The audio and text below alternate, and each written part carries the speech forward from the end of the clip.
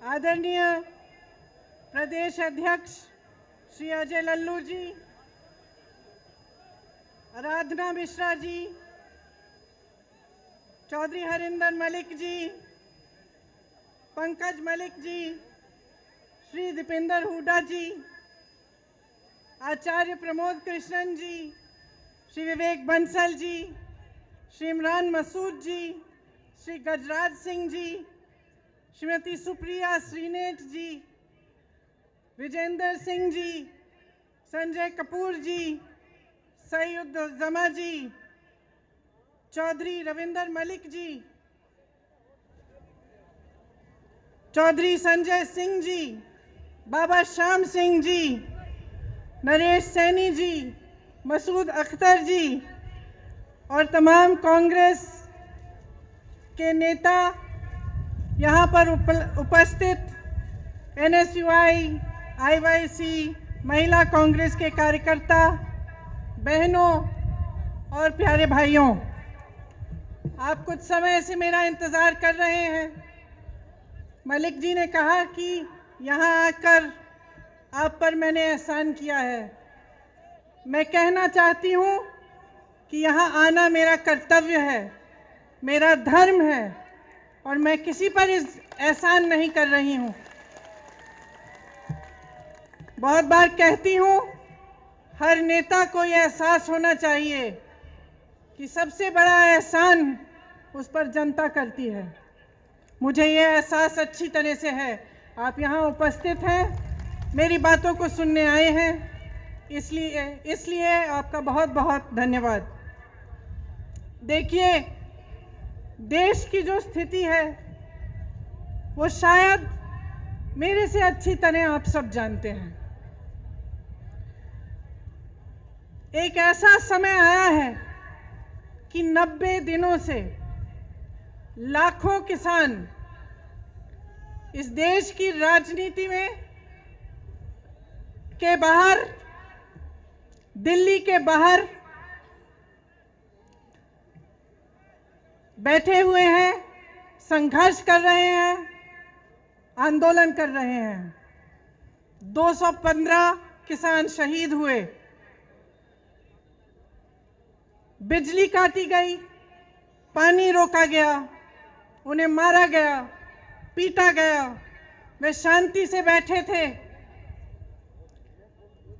देश की राजधानी की सीमा को इस तरह बनाया गया जैसे देश की सीमा थी। तमाम पुलिस की फोर्स लगाई गई, किसानों को प्रताड़ित किया गया। जो किसान अपने बेटे को देश की सीमा पर देश की रखवाली करने के लिए भेजता है, उस किसान को अपमानित किया गया, उसे जलील किया, उसे देशद्रोही कहा, आतंकवादी कहा। प्रधानमंत्री जी ने पूरे संसद के सामने उसका मजाक उड़ाया, उसे परिजीवी कहा, आंदोलनजीवी कहा। देखिए, इंसान की तरह देश का भी एक हृदय होता है। उस हृदय के धड़कने से देश जीवित होता है। मेरा मानना है कि हमारे देश का हृदय, उसका दिल किसान है, जो जमीन से जुड़ा है, जमीन को सींचता है, उसे उपजाऊ बनाता है, इस देश का अन्नदाता है, इस देश को जीवित करता है। लेकिन आज जब चौधरी तिकायत जी के आंखों में आंसू आते हैं तो हमारे प्रधानमंत्री जी के होठों पर मुस्कुराहट आती है, उन्हें मजाक सूझता है। आज किसान के घरों से लूट हो रही है और प्रधानमंत्री जी के 2 पूंजीपति मित्रों को पूरी छूट दी गई है। आपके सामने आकर प्रधानमंत्री जी ने बार बार हर चुनाव में ये वादा किया था कि गन्ने का भुगतान आपको दिया जाएगा। मैं आपसे पूछना चाहती हूं, आपको मिला? उन्होंने कहा था आपकी आमदनी दुगनी होगी। मैं आपसे पूछना चाहती हूं, दुगनी हुई? आपको मालूम होगा कि पूरे देश भर में गन्ने का भुगतान 15,000 करोड़ रुपए है। और आज मैं आपको बताना चाहती हूं, शायद आपको ये नहीं मालूम होगा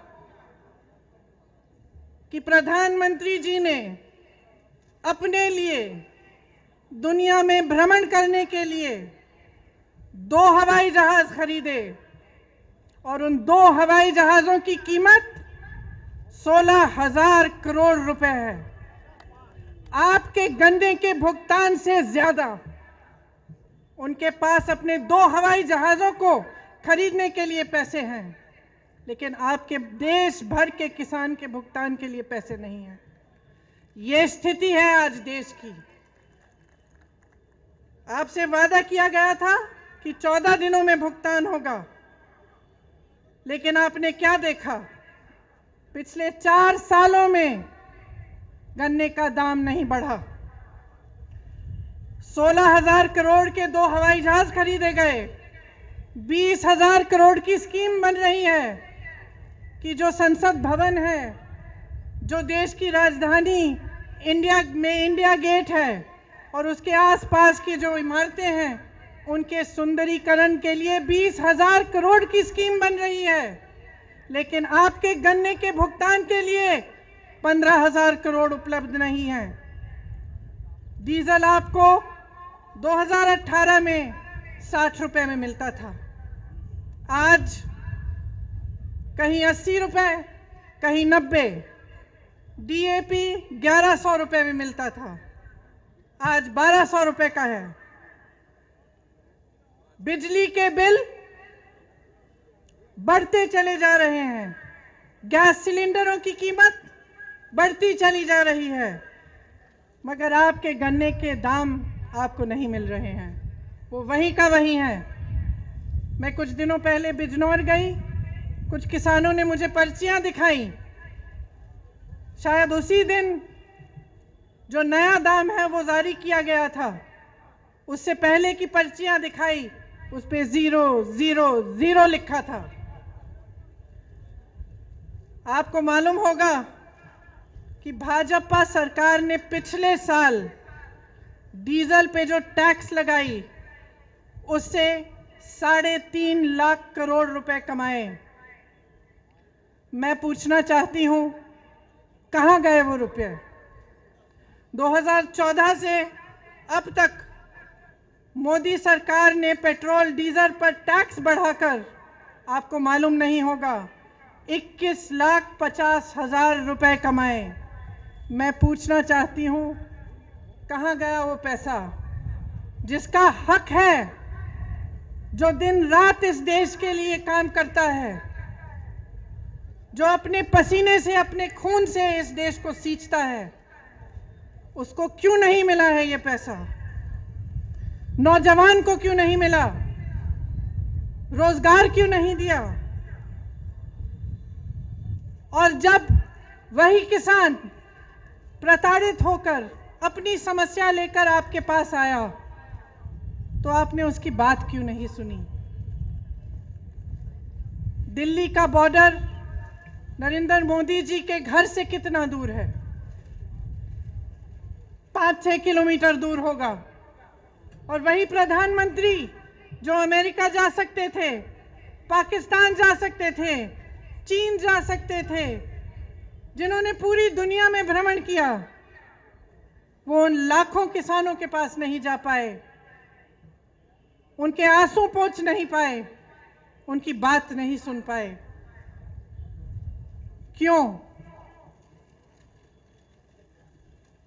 क्योंकि उनकी राजनीति सिर्फ अपने लिए है, अपने लिए और अपने खरबपति पूंजीपति मित्रों के लिए है। इसी समय जब पूरा देश तड़प रहा है, किसान तड़प रहा है, भुगतान नहीं हो रहा है, इसी साल में अगर आप देखेंगे कि इन 1-2 खरबपति मित्रों ने कितना पैसा कमाया तो आप चौंक जाएंगे। हजारों करोड़ कमाया है और आप सड़क पे बैठे हुए अपने हक के लिए संघर्ष कर रहे हैं, आंदोलन कर रहे हैं और कोई सुनने को तैयार नहीं है। जो 3 कानून इस सरकार ने निकाले हैं उनका सार तो आप जानते ही होंगे। पहला कानून कि प्राइवेट मंडियां लगेंगी और सरकारी मंडियों में जो टैक्स लिया जाता है वो प्राइवेट मंडियों में नहीं लिया जाएगा। इसका मतलब क्या है? इसका मतलब ये है कि आस्ते आस्ते सरकारी मंडियां बंद हो जाएंगी। और आप सब जानते हैं कि सरकारी मंडियों की खासियत ये है कि आपको न्यूनतम समर्थन मूल्य मिलता है, कि कोई भी कहीं से भी आकर आपको ये नहीं कह सकता कि आपको कम दाम पे आपसे खरीदेगा। प्राइवेट मंडियों के खुलने से और उनको मजबूत बनाने से क्या होगा? बड़े बड़े खरबपतियों की मनमानी होगी।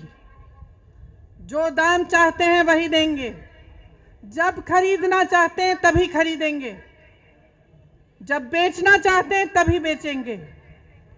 दूसरे कानून में लिखा है कि कॉन्ट्रैक्ट फार्मिंग होगी। कॉन्ट्रैक्ट फार्मिंग का क्या मतलब है? इसका मतलब है कि आपके गांव में, आपके जिले में आकर बड़े बड़े खरबपति आपके साथ एक सौदा कर सकते हैं कि देखिए आप 10 लोग हैं, आप हमारे लिए गन्ना उगाइए, जब गन्ना उग जाएगा हम आपको इसके लिए 500 रुपए देंगे। लेकिन जब आप उसको उगाएंगे तो अगर उस खरबपति का मन हो तो वो आपसे कह सकता है कि ना मैं आपको 500 रुपए दूंगा और ना मैं आपका गन्ना चाहता हूं। उसको कहने की अनुमति है, वो कुछ भी कर सकता है। क्यों? क्योंकि इस कानून के तहत आपकी कोई सुनवाई नहीं है।